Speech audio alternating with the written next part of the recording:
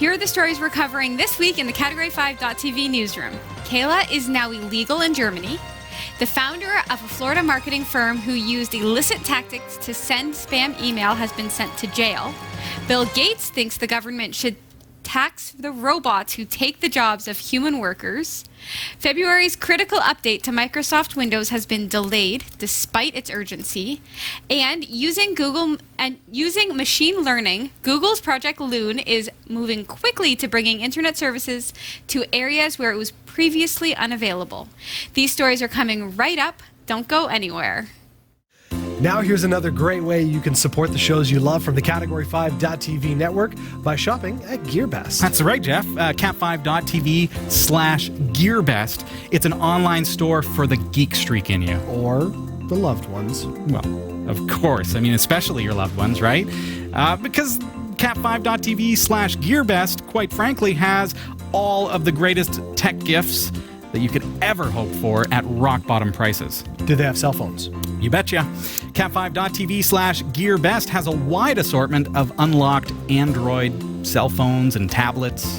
What about consumer electronics? Those make a great gift. Absolutely. From high-tech watches to action cameras, headphones, even virtual reality headsets.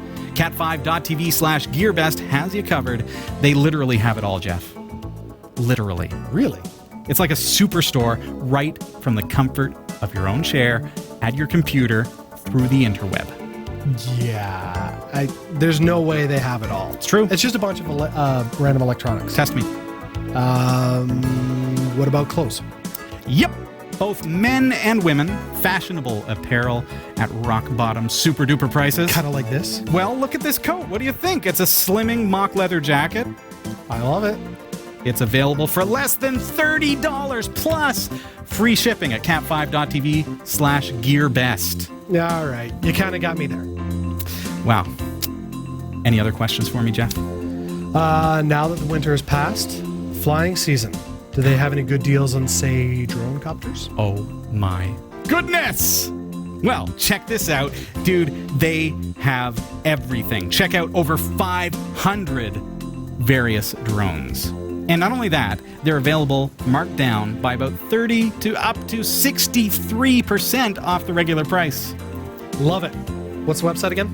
Well, you're going to find GearBest on our partners pages for any of your favorite Category 5 TV shows like New Every Day, Category 5 Technology TV, The Pixel Shadow. But of course, if you want to shop absolutely right now and you want to go straight to the site, all you have to do is visit cat5.tv/GearBest. See, that's easy. cat5.tv/GearBest. That's right. Happy shopping. I'm Sasha Dermatis, and here are the top stories for the week of February 22nd, 2017. Remember the Kayla doll we reported on during episode 481? Well, it's now illegal in Germany to sell the talking doll, and that's just the beginning. A German government watchdog has ordered parents to destroy the internet-connected doll for fear it could be used as a surveillance device. According to a report from the BBC News, the German Federal Network Agency said the doll, which contains a microphone and speaker, was equivalent to a concealed transmitting device and therefore prohibited under German telecom law. In December last year, privacy advocates said that the toy recorded kids' conversations without proper consent, violating the Children's Online Privacy Protection Act. Thank goodness for them. The act themselves. Kayla uses a microphone to listen to questions, sending this audio over Wi-Fi to a third-party company that converts it to text. This is then used to search the internet, allowing the doll to answer basic questions like, what's a baby kangaroo called, as well as play games.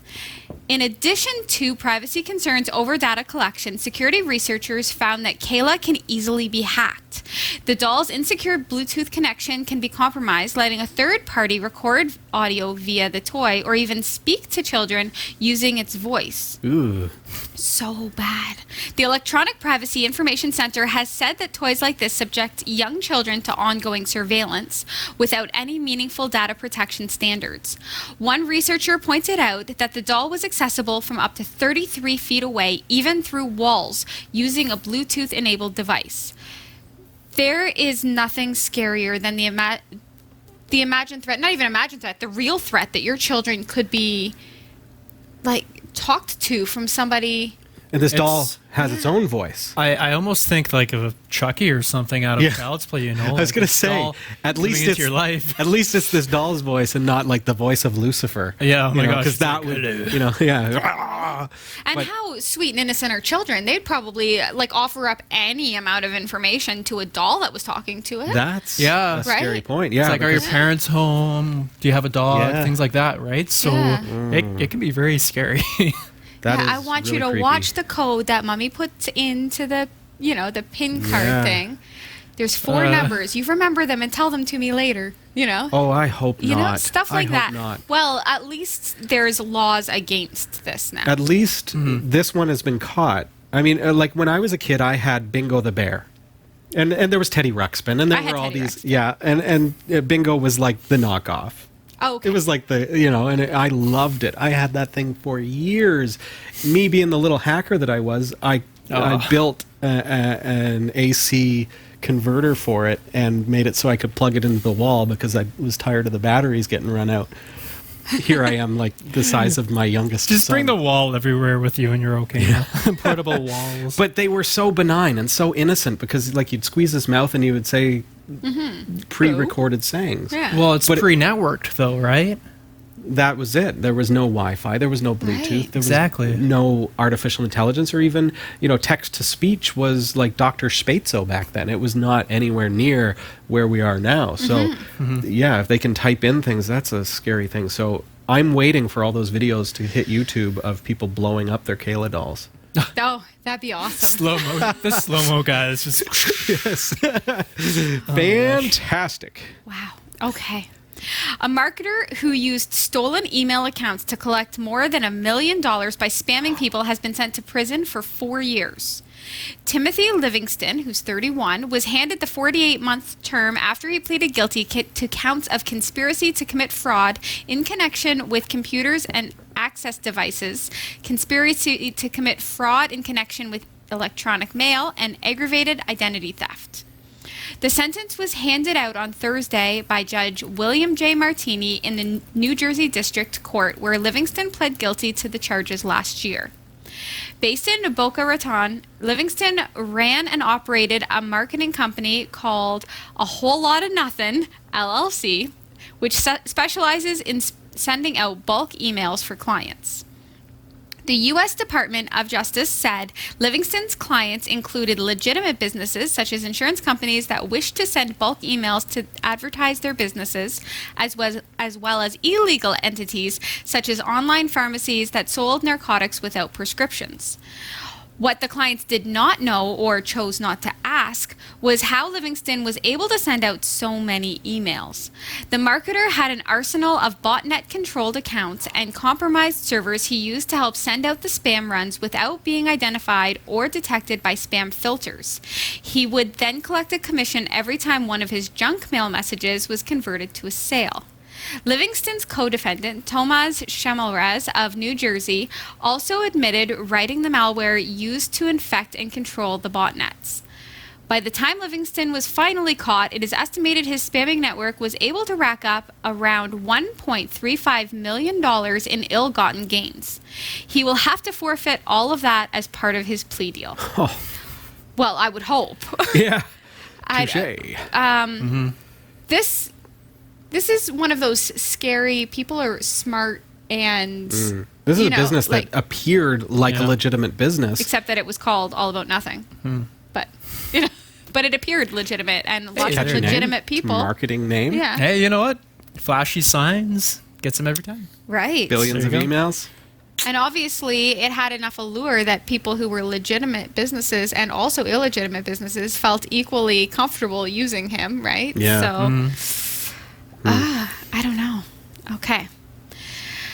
Bill Gates, the co-founder of Microsoft and the world's richest man, said in an interview Friday that robots that steal human jobs should pay their fair share of taxes. Right now, the human worker who does, say, $50,000 worth of work in a factory, that income is taxed and you get income tax, social security tax, and all of those things, he said. If a robot comes in to do the same thing, you'd think that we'd tax the robot at a similar level. Wow. Gates made the remark during an interview with Quartz. He said robot taxes could help fund projects like caring for the elderly or working with children in school. Quartz reported that European Union lawmakers considered a proposal to tax robots in the past, and the law was rejected. Isn't that interesting? Well, I would think that by taxing the robots, you'd be taxing the people who own the robots. But at the same time, where do you draw the line, though? Because it's like, are you going to tax like an autopilot on an airplane? Are you going to tax Siri, or are you only going to tax certain industries, or like how's that going to work? So the ones that replace the humans, but until what point? Like, are they taxing the ATM because it replaces? So is he thinking humanoid? So like movement. So like I can think of like in a car plant, for example, like the robots putting on doors and stuff. Sure. Yeah, because like, you know, the auto industry is a big thing right now in politics and all that stuff. But it's like, how do you gauge it? Like, where do you draw the line? Like, and how do you gauge it? How do you say X number of jobs have been replaced? When, especially when you think about the transition of industry and how industry is going to make the transition to robotics as operators and manufacturers. And well, these jobs that are being created for these robots never existed for humans because it didn't exist yet. Right. I mean, there's the job of making the robots, and there's the job of the maintenance of the robots. Yeah. Right? There's jobs that the robots create, not only just take away. Sure. But I can't imagine what they're saying is that the taxes would then have to be paid by the owners of the robots. Yeah. Right? So then the owner of the robot is paying their taxes. It's a neat idea. But yeah, it's a neat idea as far as interesting raising money. idea. It is.